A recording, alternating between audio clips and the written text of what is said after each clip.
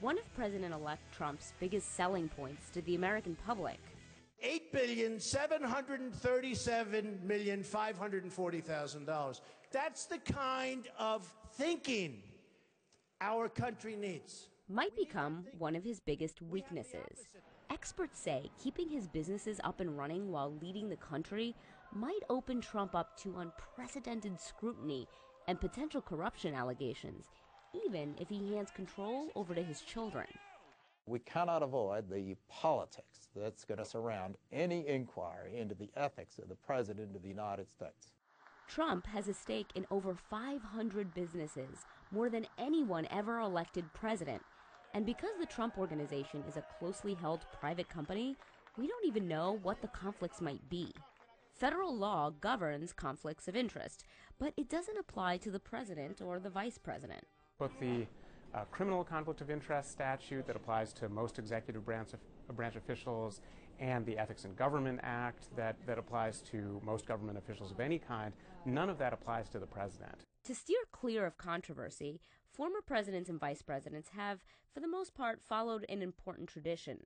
They either put their money in a so-called blind trust or bland investments like U.S. Treasuries and mutual funds. Presidents have followed important ethical traditions, like releasing their tax returns, something Donald Trump has already ignored. So what's the solution for President-elect Trump? I will sever connections, and I'll have my children and my executives run the company. The Trump Organization announced it would transfer the business to his children without mentioning a blind trust. But Trump's lawyer used the term when asked about it on CNN. It's going to be placed into a blind trust. The children. Experts say that's not even close to the definition of a blind trust. And when we reached out to Cohen for further clarification, he declined to comment. That is not a trust that meets the norm, because having your children run your trust does not discharge the conflicts of interest, because the interests of your children, particularly in this case, are coextensive with his self-interest. A real blind trust requires the president to sell off assets. Trump's blind trust would keep his current businesses up and running. A real blind trust requires an independent trustee to oversee the assets. In Trump's blind trust, his children would control the company, the same children who helped run his campaign and are on his transition team. In a real blind trust, the president doesn't know where the money is invested. That's the blind part.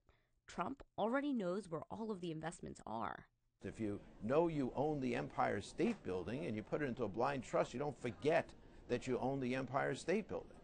What Trump's proposed is the opposite of a blind trust. And as president, there's no law to stop him from doing it.